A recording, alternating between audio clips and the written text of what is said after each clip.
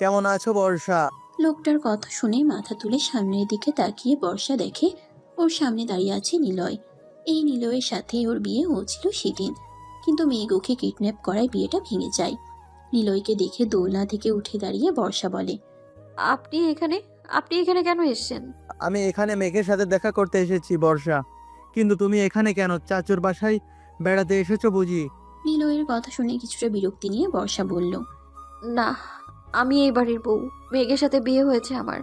আপনি ভেতরে যান, মেঘ ভেতরেই আছে। ওয়ার্ড, তুমি এসব কি বলছো বর্ষা? তোমার বিয়ে হয়েছে, তাও আবার মেঘের সাথে? মেঘ এত কিছুর পরও তোমায় বিয়ে করলো? নিলয়ের কথা শুনে ভ্রুকুচকে তাকালো বর্ষা, তারপর জিজ্ঞাসু দৃষ্টিতে তাকিয়ে বলল। এত কিছুর পরে বিয়ে করলো মানে কি বলতে চান আপনি? বর্ষার কথা শুনে কিছুটা থতমত খেয়ে নিলয় বলল, না মানে আমি আসলে বলতে চেয়েছিলাম যে সেদিন বিয়ের আসর থেকে কোথায় চলে গিয়েছিলে বর্ষা তুমি? আমি কত খুঁজেছিলাম তোমায়। নিলয়ের কথায় বর্ষা কিছু বলবে তার আগেই মেঘ বাসা থেকে বের হতে হতে বলে উঠল, নিলয়, তুই এখানে কখন এলি দোস্ত? এই তো এখনই এলাম দোস্ত। তুই নাকি বর্ষাকে বিয়ে করেছিস, এটা কি সত্যি মেঘ? নিলয়ের কথা শুনে মেঘ বর্ষার দিকে একবার ফিরে তাকিয়ে তারপর নিলয়ের হাত ধরে নিয়ে বাইরের দিকে যেতে যেতে বলল, চল, তোর সাথে আমার অনেক কথা আছে, বাইরে থেকে একবার ঘুরে আসে।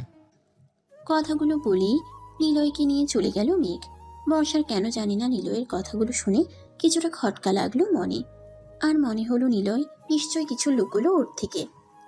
নিলয়কে নিয়ে একটি কফি শপে গিয়ে বসলো মেঘ। কফি শপে বসতেই নিলয় কিছুটা উত্তেজিত কণ্ঠে বলে উঠল, মেঘ, তোর সাথে বর্ষার এতটা খারাপ আচরণ করার পরও তুই কেন বিয়ে করলি ওকে? তুই কি 1 বছর আগের সেই কথাগুলো ভুলে গেছিস? তোকে কি করে সবার সামনে ধর্ষণ প্রমাণ করে মার খেয়েছিল বর্ষা? নিলয়ের কথা শুনে রাগী গলায় মেঘ বলল, ভুলিনি, কিছু ভুলিনি। সেদিনের কথা ভুলে যায়নি বলে আমি বর্ষাকে বিয়ে করেছি। আমার ভালোবাসার মূল্য ও আমি যেভাবে দিয়েছিল তার প্রতিশোধ আমি নেব ওর থেকে। তাই তো ওর বিয়ের দিন ওকে কিডন্যাপ করে ওর বিয়ে ভেঙে দিয়েছে আমি। মেঘের কথা শুনে রাগের সাথে অবাক হয়ে নিলয় বলল, কি বলছিস তুই মেঘ? সেই দিন তুই বর্ষাকে কিডন্যাপ করেছিলি ওর বিয়েটা ভেঙে দিতে, কিন্তু তুই কেন এমন করলি মেঘ? এতে তোর লাভটা কি হলো? আমি বর্ষাকে ভালোবাসি, সেটা আর কেউ না জানলেও তুই খুব ভালো করেই জানতে। তবে বর্ষাকে আমি ভালোবেসে বিয়ে করিনি। ওকে বিয়ের আসর থেকে তুলে এনে ওর গায়ে আমি কলঙ্কের কালি লাগিয়েছি। তারপর বিয়ে করেছি ওকে ধীরে ধীরে কষ্ট দেব বলে। যেভাবে এই 1 বছর বিনা দোষে ধর্ষকর কষ্ট পেয়েছি আমি, ঠিক সেভাবেই কষ্ট দেব আমি ওকে। আমি এমন কষ্ট রেখে অন্যের ঘরে সুখে সংসার করবে, এটা আমি মেনে নিতে পারবো না। তাই ওকে বিয়ে করে কষ্ট দিতে চাই আমি। মেঘের কথা শুনে রাগে শরীর চলে যাচ্ছে নিলয়ের। নিলয়ের এতদিনের ষড়যন্ত্র আর সব প্ল্যান মাটি করে দিয়েছে এই মেঘ। বর্ষার কাছ থেকে মেঘকে আলাদা করতে কি কি করেনি নিলয়, কিন্তু শেষে বর্ষা সেই মেঘেরই হলো। 1 বছর আগে বর্ষা যখন মেঘকে থাপ্পড় মেরে ওই ক্লাস থেকে দৌড়ে বেরিয়ে কলেজ থেকে চলে যায়, তখন আড়াল থেকে সব ফোনে ভিডিও রেকর্ড করে নিলয়।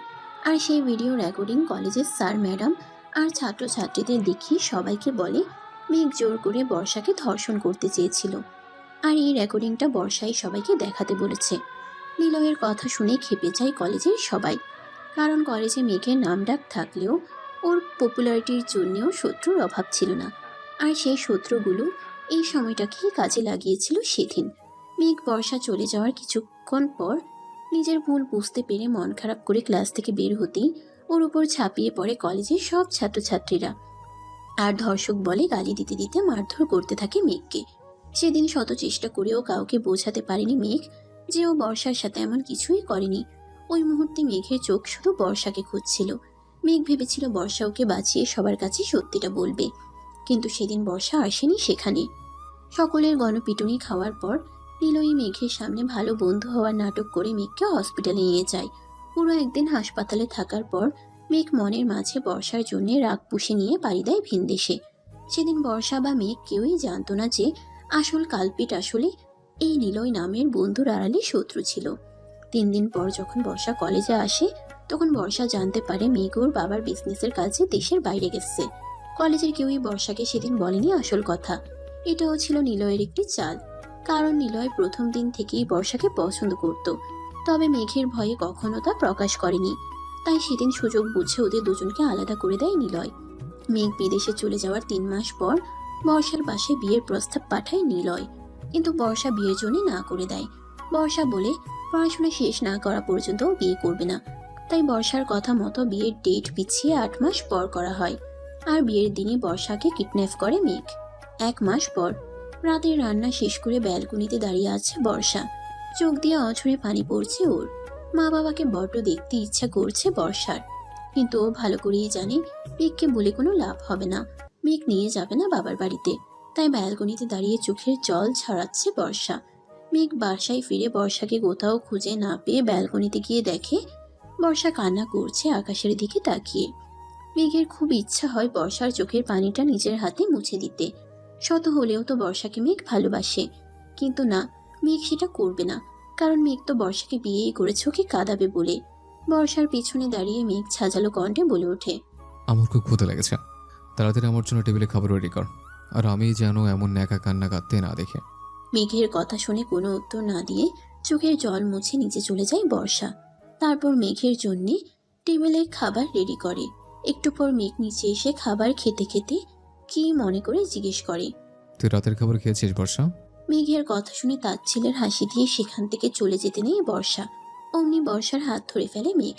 তারপর রাগী কণ্ঠে বলে, আমি তোকে কিছু জিজ্ঞেস করছি, আমার কথার উত্তর না দিতে চলে যাচ্ছিস কেন? মেঘের কথা শুনে মেঘের দিকে তাকিয়ে বর্ষা বলতে শুরু করে, আমি খেলাম কি খেলাম না সেটা দেখার সময় আছে তোর মেঘ ভাইয়া? আমাদের বিয়ে হয়েছে প্রায় 2 মাস হতে চললো। এর মাঝে একবারও জানার চেষ্টা করেছিস কখন আমি খেলাম কিনা, আমার মন ভালো আছে কিনা? সবসময় কুকুর বেড়ালের মতো আচরণ করেছিস তুই আমার সাথে। স্বামী হওয়া সত্ত্বেও আমার ঠাঁই হয়েছে ফ্লোরে, তোর বিছানায় নয়। তাহলে আজ হঠাৎ কেন জিজ্ঞেস করছিস মেঘ ভাইয়া? আমি উত্তর দেব না তোকে। কথাটা বলেই মেঘের সামনে থেকে চলে যেতে নেয় বর্ষা। সাথে সাথে মেঘ চেয়ার ছেড়ে উঠে বর্ষার হাত ধরে দাঁতে দাঁত চেপে বলে, কিছুদিন হলেও কিছু বলছে না দেখে খুব সাহস বেড়েছে, তাই না? তোর সাহস হয় কি করে আমার মুখোমুখি কথা বলার? কথাটা বলেই বর্ষাকে নিজের দিকে ঘুরিয়ে ঠাস করে গালে একটা থাপ্পড় মারে মেঘ। মেঘের থাপ্পড় খেয়ে জ্ঞান হারিয়ে নিচে পড়ে যায় বর্ষা। বর্ষাকে জ্ঞান হারাতে দেখে যেন হুঁশে ফিরে আসে মেঘ। মেঘ দৌড়ে গিয়ে বর্ষাকে কোলে তুলে নেয়। তারপর সোফায় শুয়ে দিয়ে বলে, এ আমি কি করলাম?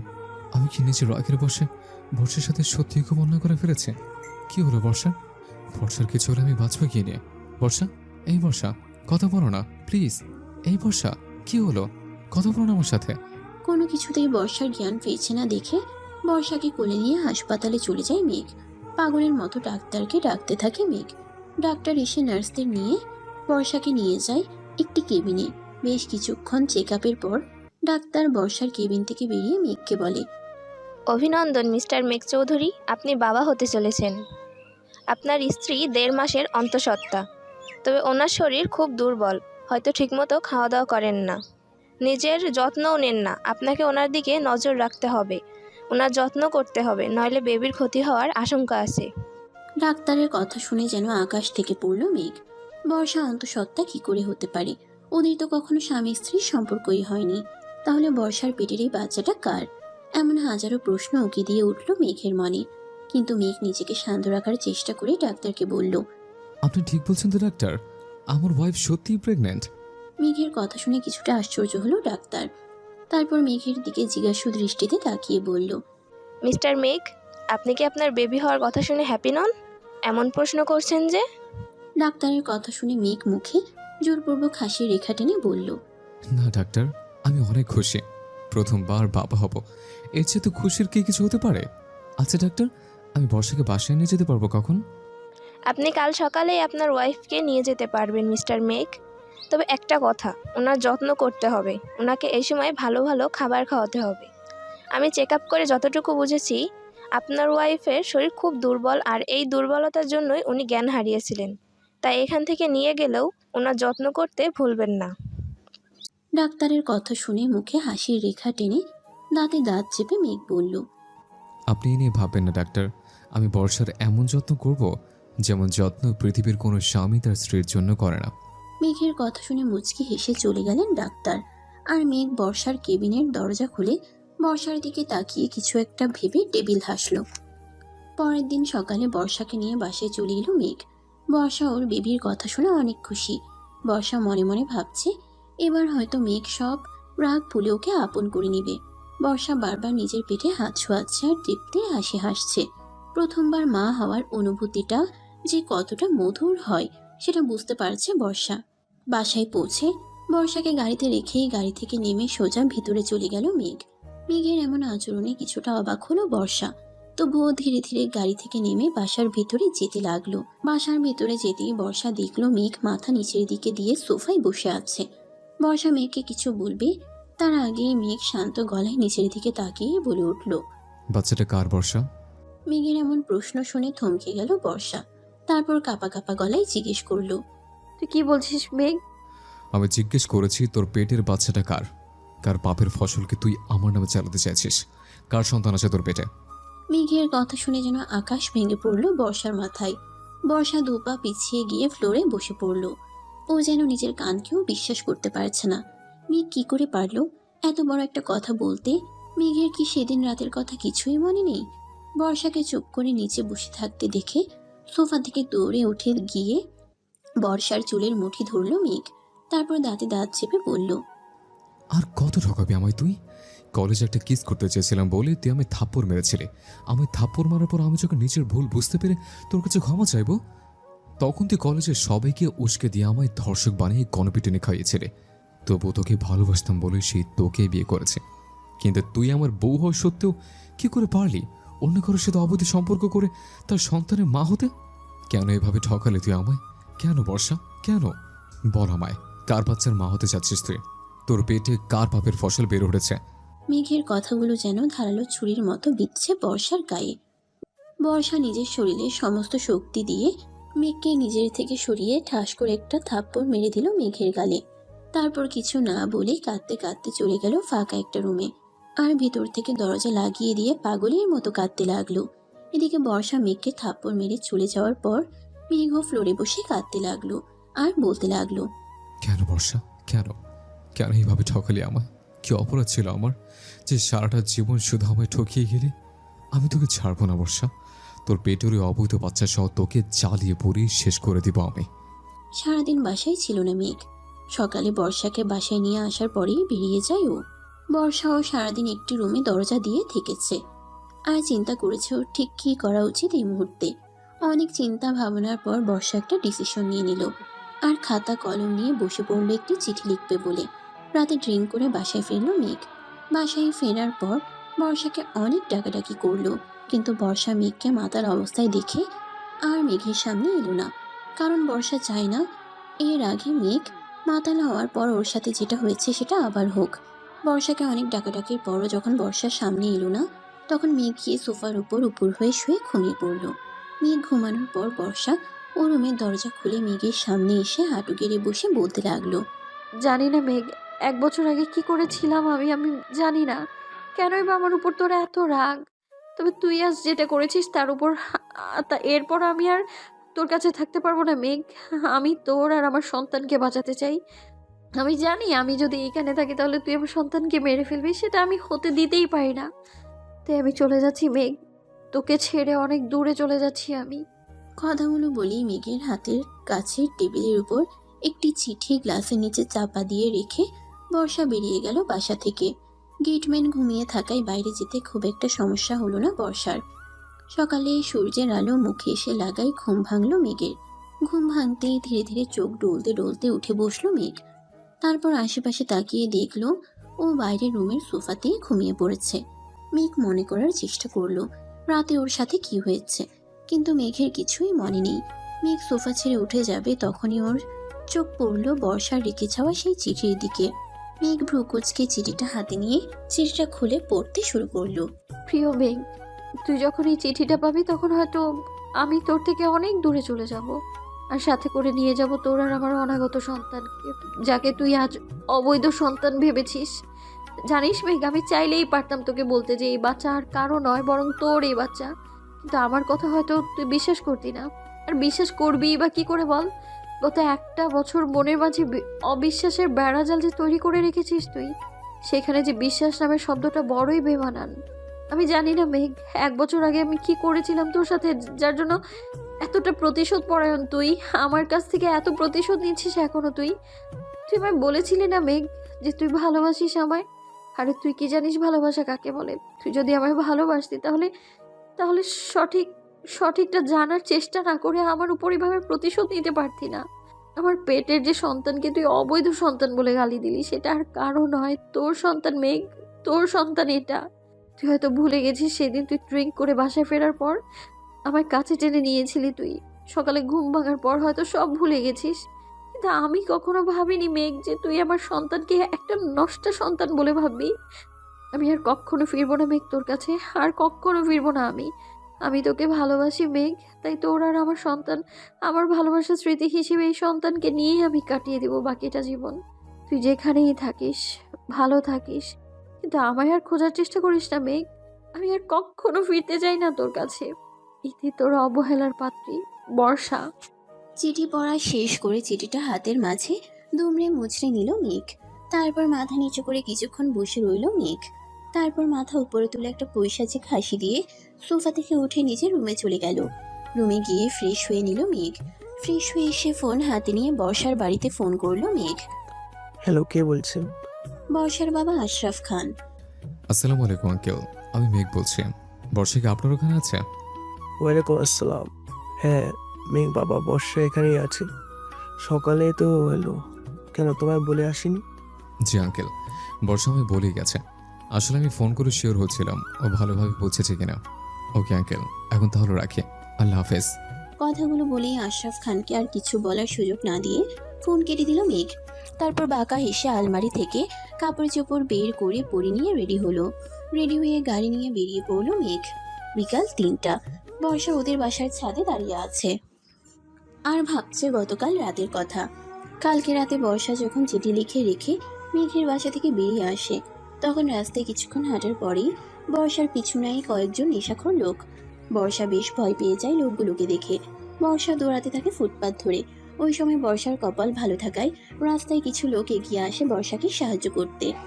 বর্ষা লোকগুলোর কাছ থেকে মুক্তি পেতেই একটি বয়স্ক ভালো লোকের সাহায্য নিয়ে সিএনজি করে চলে আসে নিজের বাড়ির সামনে। তারপর লোকটাকে বিদায় দিয়ে বর্ষা সারা রাত বাসার বাইরেই কাটিয়ে দেয়। বর্ষা মেঘের বাসা থেকে বেরিয়ে আসার সময় ভেবেছিল ও অনেক দূরে কোথাও চলে যাবে, কিন্তু পরে যখন রাস্তায় বিপদে পড়ে তখন বুঝতে পারে একজন যুবতী মেয়ের একা একা বাড়ি ছেড়ে দূরে কোথাও যাওয়া কতটা রিস্কি হবে। আর বর্ষা কোনো মতেই ওর পেটের বাচ্চার ক্ষতি হতে দিতে চায় না। তাই বর্ষা সিদ্ধান্ত নেয় ও নিজের বাবার বাসায় ফিরে আসবে আর সেখানেই থাকবে। সকাল হলে বর্ষা যখন ওর বাবার বাসায় ঢোকে, তখন বর্ষাকে দেখে হাজারটা প্রশ্নের ডালি খুলে দেয় ওর মা বাবা। সকলের প্রশ্ন শুনে বর্ষা বুঝতে পারে ওর আর আগের মতো মূল্য নেই এই বাড়িতে। বাবা মা ওকে ভালোবাসলেও তারা যদি জানতে পারে বর্ষা পালিয়ে এসেছে শ্বশুরবাড়ি থেকে, তাহলে কখনোই সেটা মেনে নেবে না ওর বাবা মা। কেননা তারা মেঘকে অনেক ভালোবাসে আর ভালো জানে মেঘকে। তারা কেউ বিশ্বাসই করবে না হয়তো বর্ষার কথা।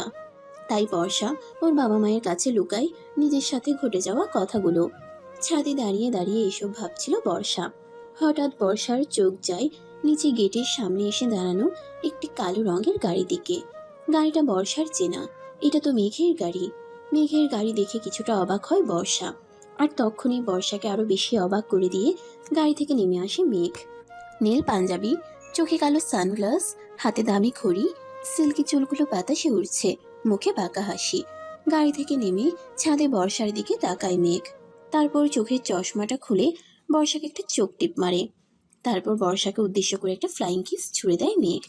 বর্ষা মেঘের এমন কাণ্ড দেখে হা করে তাকিয়ে আছে মেঘের দিকে।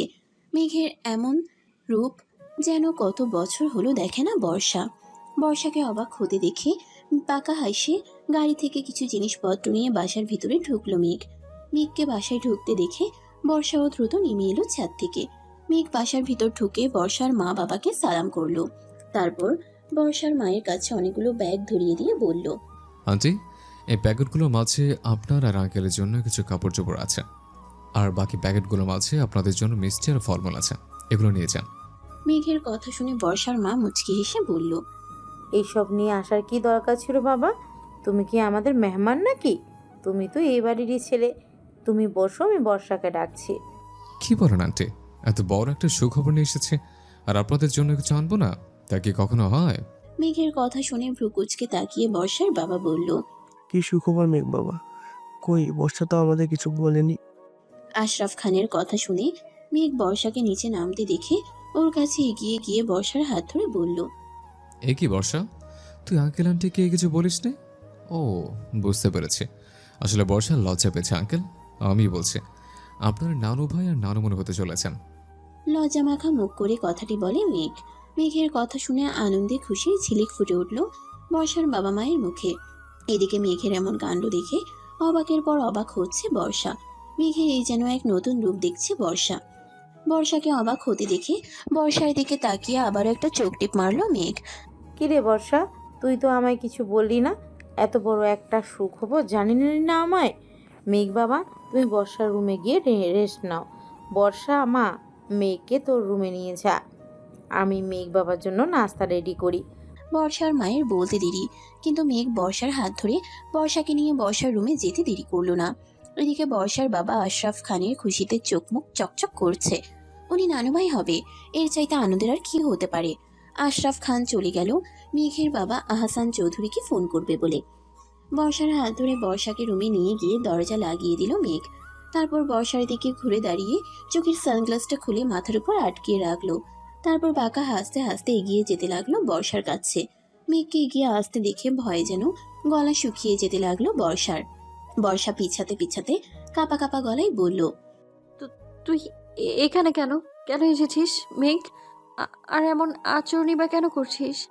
বর্ষার কথার উত্তরে মেয়ে কিছু না বলে ডেভিল হেসে বর্ষার কাছে গিয়ে বর্ষার কোমর জড়িয়ে ধরে বর্ষাকে নিজের সাথে মিশিয়ে নিল। তারপর বর্ষার কানের কাছে মুখ নিয়ে ফিসফিসিয়ে বলল, আমার থেকে পালাতে চেয়েছিলে কেন সুইট হার্ট? মেঘ চৌধুরীর কাছ থেকে পালানো কি এতই সহজ? কথাটা বলেই বর্ষার ঘাড়ের সাথে নাক ঘষতে লাগলো মেঘ। মেঘের এমন কথা আর আচরণে কেঁপে উঠল বর্ষা। তারপর কাপা কাপা গলায় বলল, আমায় ছাড় মেঘ, কি করছিস তুই? ছাড় আমায়, কেন এমন করছিস তুই? বর্ষার কথা শুনে বর্ষাকে আরো শক্ত করে জড়িয়ে ধরল মেঘ। তারপর বর্ষার পিঠে হাত বুলাতে বুলাতে বলল, তুই অসুস্থ বোধ করছিস কেন রে সরিষা? আমি তোর আগেই তোকে টাচ করেছি, তাই না? তোর পেটে তো আমারই সন্তান, তাহলে আমার স্পর্শে তুই আনইজি ফিল কেন করছিস? মেঘের কথা শুনে বর্ষা বুঝতে পারলো মেঘ কি বোঝাতে চাইছে ওকে। মেঘ যে এখনো মানতে পারেনি ওর পেটে মেঘের সন্তান, এটা বুঝে গেছে বর্ষা। বর্ষা শরীরের সমস্ত শক্তি দিয়ে মেঘকে দূরে সরানোর চেষ্টা করছে, কিন্তু মেঘের শক্তির কাছে কিছুতেই বর্ষা পেরে উঠছে না। এদিকে মেঘ একবার বর্ষার গলায় তো একবার বর্ষার ঘাড়ে ক্রমাগত নাক ঘষে চুমু এঁকে যাচ্ছে। বর্ষার অস্বস্তির সীমা যেন পার হয়ে যাচ্ছে। বর্ষা যখন কিছুতেই মেঘের শক্তির সাথে পেরে উঠছে না, তখন বর্ষা অঝরে কাঁদতে শুরু করলো। কাঁদতে কাঁদতে বর্ষার শরীর কেমন নিস্তেজ হয়ে আসছে। একে তো বর্ষা ঠিকমতো খাওয়া দাওয়া করে না, তার উপর ওর শরীর খুব দুর্বল। বর্ষাকে নিস্তেজ হয়ে পড়তে দেখে বর্ষাকে ছেড়ে দিয়ে কোলে তুলে নিল মেঘ। তারপর বিছানায় নিয়ে গিয়ে শুয়ে দিল। বিছানায় শুয়ে দিতেই বর্ষা কাপা কাপা গলায় একটা কথাই বলল, যদি বিশ্বাস করতে না পারিস তাহলে ভালোবাসার দাবি নিয়ে আসিস না, কারণ বিশ্বাস না থাকলে কখনো ভালোবাসা হয় না। এতটুকু বলেই চোখ বন্ধ করে নিস্তেজ হয়ে ঘুমের রাজ্যে পাড়ি দিল বর্ষা। বর্ষার বলা কথাটা যেন তীরের মতো গিয়ে বিঁধল মেঘের বুকে। মেঘ কিছুক্ষণ বর্ষার কাছে বসে বর্ষার দিকে অবলোক তাকিয়ে রইল। এই কয়েকদিনের মাঝেই বর্ষার চেহারাটা কেমন জানি হয়ে গেছে। আগের উজ্জ্বলতা নেই, মুখটা কেমন ফ্যাকাশে হয়ে গেছে বর্ষার। বর্ষার দিকে কিছুক্ষণ অপলক তাকিয়ে থেকে মেঘের চোখ থেকেও ঝরে পড়ল দুফোঁটা পানি। মেঘ নিজের চোখটা মুছে নিয়ে বর্ষার গায়ে চাদর টেনে দিয়ে দরজা খুলে কোথায় যেন চলে গেল। বর্ষার মা বারবার জিজ্ঞেস করায় মেঘ বলল, জরুরি একটা কাজে যাচ্ছে, তাড়াতাড়ি ফিরবে। রাত 10:15। বর্ষার ঘুম ভাঙল মুখের উপর কারো গরম নিঃশ্বাস আর কয়েক ফোঁটা পানি পড়ার কারণে। বর্ষা চোখ বন্ধ অবস্থাতেই সামনের মানুষটার দিকে হাত বাড়ালো, কিন্তু হাতে কারো স্পর্শ পেল না বর্ষা। তাই চোখ মেলে তাকিয়ে চারিদিকে ভালো করে দেখতে লাগলো, কিন্তু রুমে বর্ষা ছাড়া আর কেউই নেই। বর্ষা কিছুটা অবাক হলো, কারণ ও পুরোপুরি অনুভব করছে ওর মুখের উপরে কেউ ছিল, আর সে হয়তো কান্না করছিল, আর তার চোখের পানি বর্ষার মুখের উপরে পড়ছে। বর্ষা হাত দিয়ে নিজের কানে স্পর্শ করে দেখলো সত্যি ওর গালে কয়েক ফোঁটা পানি লেগে আছে, কিন্তু বর্ষা কিছুতেই বুঝতে পারছে না কে ছিল ওর রুমে। বর্ষা বিছানা ছেড়ে উঠে বাইরে বের হলো। বাইরে বের হয়ে বর্ষা দেখলো মেঘ বর্ষার মা বাবার সাথে একসাথে বসে গল্প করছে। বর্ষাকে দেখে ওর মা বলে উঠল, বর্ষা মা, তুই উঠেছিস? এখন শরীর কেমন লাগছে তোর? ভালো লাগছে আম্মু। আমি এতক্ষণ সময় ধরে ঘুমালাম, তোমরা ডাকলে না কেন আমায়? আমরা ডাকতে চেয়েছিলাম বর্ষা, কিন্তু মেয়ে। এতটুকু বলতেই বর্ষার মাকে থামিয়ে দিয়ে মেঘ বলল, আন্টি, আপনি বর্ষার খাবার রেডি করুন। ওর শরীর এমনিতেই দুর্বল, তার উপর অনেকক্ষণ হলে কিছু খায়নি। আর বর্ষা, তুই ঘুম থেকে উঠে ফ্রেশ হয়েছিস নাকি অমনি বাইরে বেরিয়ে এলে? মেঘের কথা শুনে বর্ষার মা বর্ষার খাবার বাড়তে চলে গেলেন। আর বর্ষা মেঘের কথার কোনো উত্তর না দিয়ে রুমে চলে গেল ফ্রেশ হতে। ওয়াশরুম থেকে ফ্রেশ হয়ে বেরিয়ে বর্ষা দেখলো মেঘ ওর জন্যে খাবার নিয়ে বসে আছে। মেঘের এমন কাণ্ড দেখে বর্ষা যেন অবাকের উপর অবাক হচ্ছে। মেঘ কেন এমন করছে সেটা কিছুই বুঝতে পারছে না বর্ষা। বর্ষাকে চুপ করে দাঁড়িয়ে থাকতে দেখে মেঘ নরম সুরে বলল, এখানে খাবার রাখা আছে বর্ষা, এসে খেয়ে নে। আর কালকে সকালে আমার সাথে বাসায় যাবি তুই, তাই তাড়াতাড়ি খেয়ে ঘুমিয়ে পড়। মেঘের কথা শুনে রাগ দেখিয়ে বর্ষা বলল, তুই কেন এসেছিস এখানে? চলে যা এখান থেকে। আমি আর কোনোদিন ওই বাসায় ফিরবো না। তোর সাথে কোনো সম্পর্ক নেই আমার। চলে যা, তুই আমার সামনে থেকে চলে যা। বর্ষার কথা শুনে ডেভিল হাসলো মেঘ। তারপর বিছানা ছেড়ে উঠে দাঁড়িয়ে বাইরে যেতে যেতে বলল, আমি ছাদে যাচ্ছি, 15 মিনিট পর রুমে আসবো। এসে যদি দেখি তুই এখনো খাবার খাসনি, তাহলে তোর আর তোর অনাগত বাচ্চার জন্য ব্যাপারটা ভালো হবে না। মেঘের কথা শুনে রাগে শরীর জ্বলে যাচ্ছে বর্ষার। বর্ষা রাগী গলায় বলে উঠল, কি করবি তুই? আর কি করার বাকি রেখেছিস তুই? কেন এসেছিস এখানে? কি চাস তুই মেঘ? কি চাস? তোকে চাই, তুই চাস বা না চাস, তোকে আমার সাথেই থাকতে হবে আমার বাসায়। তাই বেশি কথা না বলে খেয়ে ঘুমিয়ে পড়, সকালে আমার সাথে বাসায় যাবে। যাবো না আমি ওই বাসায়। কি করবি তুই? হ্যাঁ, কি করবি? বর্ষার কথা শুনে ডেভিল হেসে বর্ষার কাছে এগিয়ে এসে মেঘ ফিসফিসিয়ে বলল, বেশি কিছু করবো না সুইট হার্ট, শুধু আমার শ্বশুর শাশুড়ি আর তোর প্রতিবেশীদের বলবো তোর পেটের বাচ্চাটা আমার নয়, এটা তোর অবৈধ সম্পর্কের ফসল। মেঘের কথা শুনে মুখ ছিটকিয়ে বর্ষা বলে উঠল, ছি। বর্ষার ছি বলা শুনে মেঘ আর কিছু না বলে রুম থেকে বেরিয়ে গেল। মেঘের বাসার বাগানের দোলনায় বসে আছে বর্ষা, আর এক নজরে তাকিয়ে আছে সুইমিং পুলের পানির দিকে। বর্ষা সাঁতার জানে না। বর্ষার ইচ্ছে করছে সুইমিং পুলের পানিতে ঝাঁপ দিয়ে আত্মহত্যা করতে, কিন্তু পেটের সন্তানের কথা চিন্তা করে বর্ষা সেটাও পারছে না। বর্ষার চোখ থেকে গড়িয়ে পড়ছে টপ টপ করে পানি, যে পানিতে ভিজে যাচ্ছে বর্ষার গায়ের ওড়না। সেদিকে বর্ষার কোনো ভ্রুক্ষেপই নেই। 3 দিন আগে বর্ষাকে নিয়ে মেঘ বাসায় আসার পর থেকে একটা কথাও বলেনি মেঘ বর্ষার সাথে। সারাটা দিন বোবার মতো বর্ষা এখানে ওখানে বসে কাটায়। বাসায় একটা কাজের মহিলাও নেই যার সাথে একটু কথা বলে সময় কাটাবে বর্ষা। নিজেকে আজকাল কাঠের পুতুলের মতো মনে হয় বর্ষার। মেঘ সেই সকালে হোটেল থেকে খাবার এনে নিজে খেয়ে বর্ষার জন্য রেখে চলে যায়। আবার দুপুরে খাবার নিয়ে বাসায় ফিরে নিজে খেয়ে বর্ষার জন্য টেবিলে খাবার রেখে অন্যদিকে ঘুরে বর্ষাকে খেতে বলে হনহন করে চলে যায় মেঘ। এর আগে মেঘ বর্ষাকে মারধর করলেও কথা বলতো। বর্ষার কাছে যেন সেই দিনগুলোই ভালো ছিল। মেঘ এখন খাওয়ার কথা ছাড়া একটা কথাও বলে না বর্ষার সাথে। এই 3টা দিন যেন 3টে বছরের সমান মনে হয় বর্ষার কাছে। এসব কথা ভাবছে আর অঝরে কান্না করছে বর্ষা। চোখের অশ্রুগুলো যেন আর বাদ মানছে না। হঠাৎ মেঘের ডাকে ধ্যান ভাঙল বর্ষার। মেঘ গেট দিয়ে বাসার ভিতরে ঢুকেই বর্ষাকে দেখে বলে উঠল, বর্ষা, রুমে গিয়ে 10 মিনিটের মধ্যে রেডি হয়ে এখন আমার সাথে বেরোতে হবে।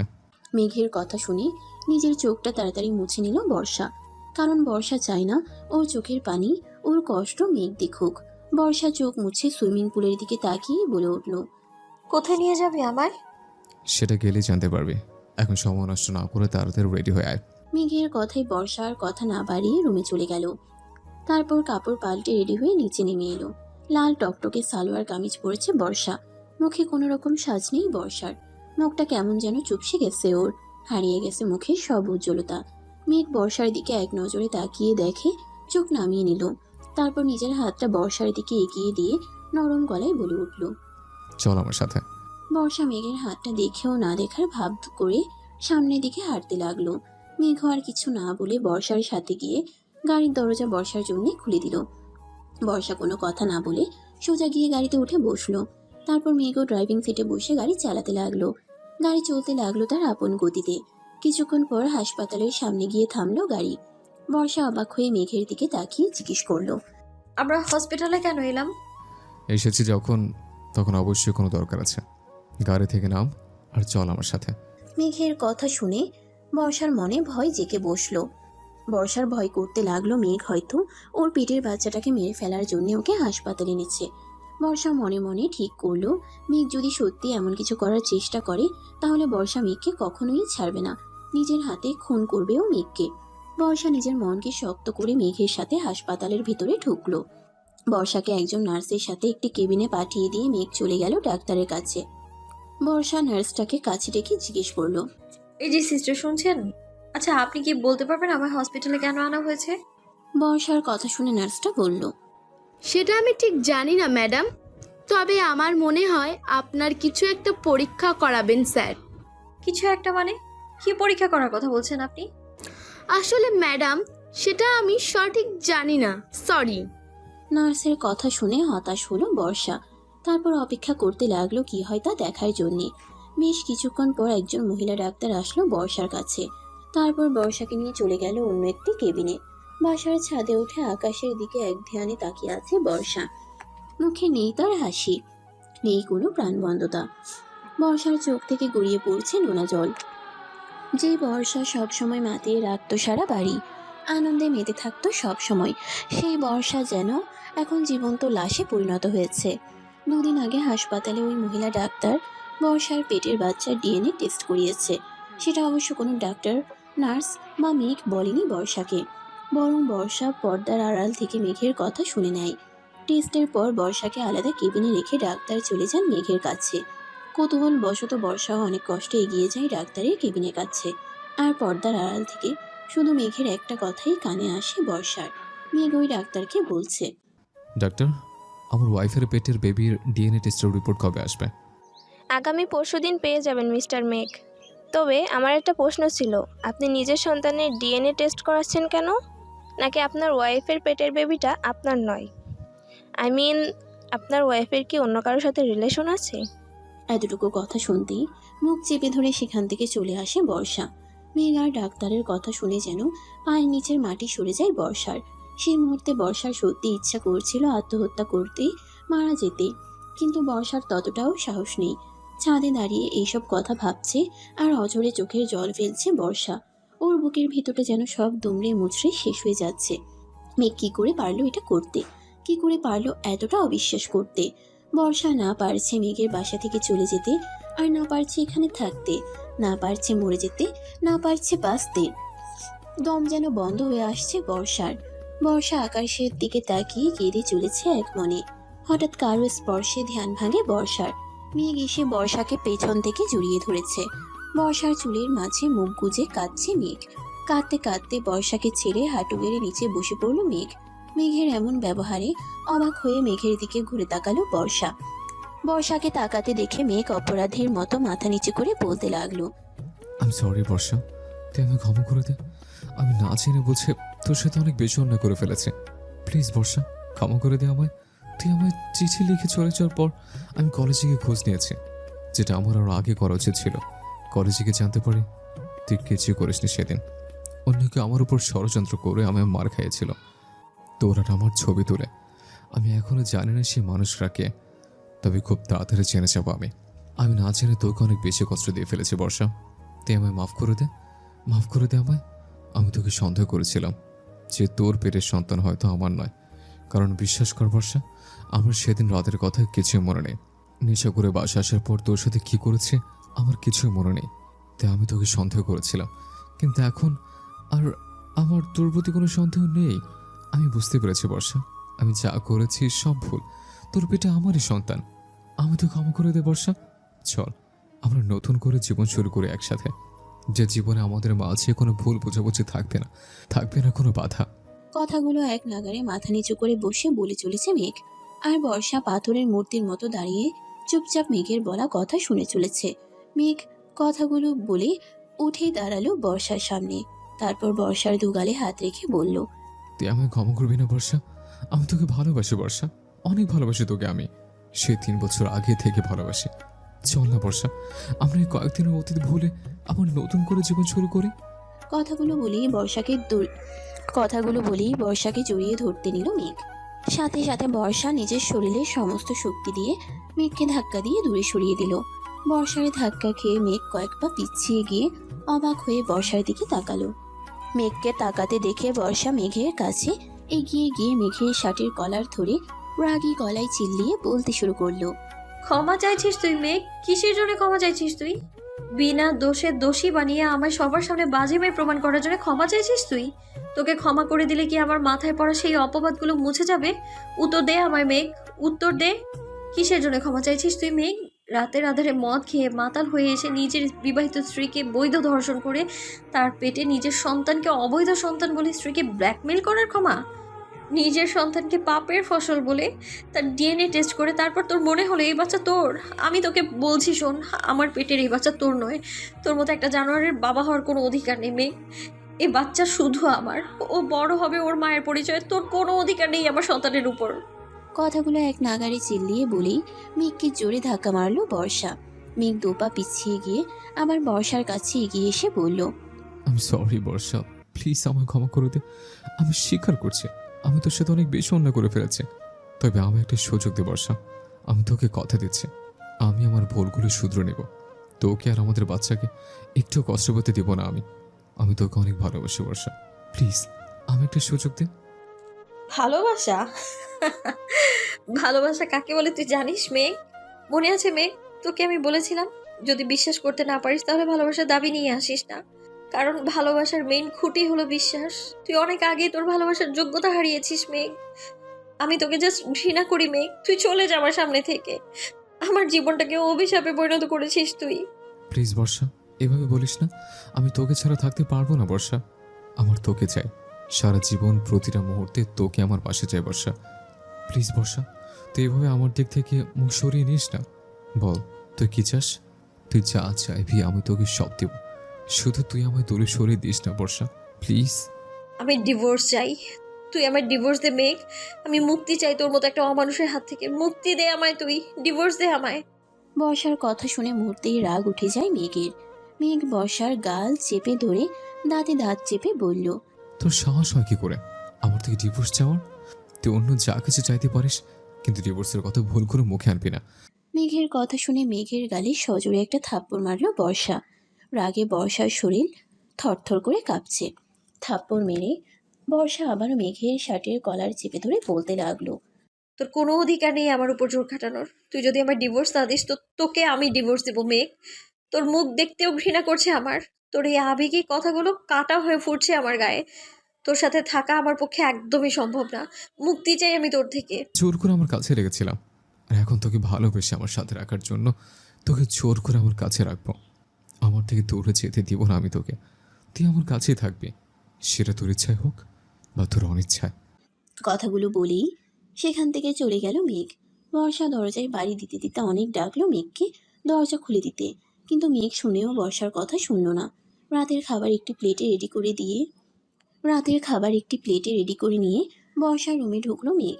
রুমে ঢুকে দেখলো বর্ষা কাঁদতে কাঁদতে ফ্লোরে বসে খাটের সাথে হেলান দিয়ে ঘুমিয়ে পড়েছে। মেঘ খাবারের প্লেটটা টেবিলে রেখে বর্ষাকে কোলে তুলে নিল। তারপর বিছানায় বসিয়ে শক্ত করে বুকে জড়িয়ে ধরল ঘুমন্ত বর্ষাকে। মেঘ এতটা শক্ত করেই বর্ষাকে ধরেছে যে মনে হচ্ছে যেন বর্ষার হাড়গুলো সব ভেঙে যাবে। বর্ষার ঘুম ভাঙতে বর্ষা মেঘকে নিজের থেকে দূরে সরাতে ব্যস্ত হয়ে পড়ল, কিন্তু মেঘকে ও এক চুলও নড়াতে পারল না। বর্ষার ছটফটানো বুঝতে পেরে বর্ষাকে ছেড়ে দিল মেঘ। তারপর বর্ষার দিকে তাকিয়ে অভিমানী গলায় বলল, তুমি এমন কেন বউ? একটুখানি জড়িয়ে ধরতে দেব না? আমার 10টা না 5টা না একটা মাত্র বউ, এত হিংসা কেন তোমার? মেঘের এমন কথা শুনে ব্যাকুল হয়ে গেল বর্ষা। মেঘ এমন ভাব করছে যেন ওদের মাঝে কখনো কোনো ঝামেলাই হয়নি, বরং ওরা দুজন খুব সুখী দম্পতি। বর্ষার রাগ যেন আর কন্ট্রোল হচ্ছে না। বর্ষা রাগী গলায় বলে উঠল, এসবের মানে কি? কোন সবের বউ? আমি তো এখনো তোমার সাথে কিছুই করিনি। তুই ভাবিস না মেঘ তোর এমন ফালতু কথায় আমি গলে গিয়ে তোকে ক্ষমা করে দিব? আমি তোকে জীবনেও ক্ষমা করব না, আর না তোকে স্বামী বলে ভালোবাসবো। আমি তোকে ঘৃণা করি মেঘ, ঘৃণা করি আমি। বর্ষার কথা শুনে মেঘ এমন ভাব করলো যেন ও কিছুই শোনেনি। মেঘ বলল, ওই সরিষা, এখন বক বক বন্ধ করে খাবার নিয়ে এসেছে, খাবারটা খেয়ে নে। দিন দিন না খেয়ে তো একেবারে শাকচুন্নি পেতনি হয়ে যাচ্ছিস। পর লোকে বলবে মেঘ চৌধুরী একটা শাকচুন্নি পেতনিকে বিয়ে করে এনেছে। ভাবা যায় কি সাংঘাতিক হবে ব্যাপারটা। মেঘের কথা শুনে রাগ যেন মাথায় উঠে গেল বর্ষার। বর্ষা চিৎকার করে বলল, তুই কি আমার কথা শুনতে পাস না? আমি মুক্তি চাই তোর থেকে, মুক্তি দে আমায়। যতক্ষণ না তুই আমার ডিভোর্স দিবি ততক্ষণ আমি কিচ্ছু খাবো না, এক ফোঁটা পানিও তুলবো না মুখে। গল্পটির পরবর্তী অংশ আপলোড করা হবে আগামীকাল। আর হ্যাঁ, গল্পটি কেমন হলো তা অবশ্যই কমেন্টে জানাবেন। ভালো থাকবেন আপনারা।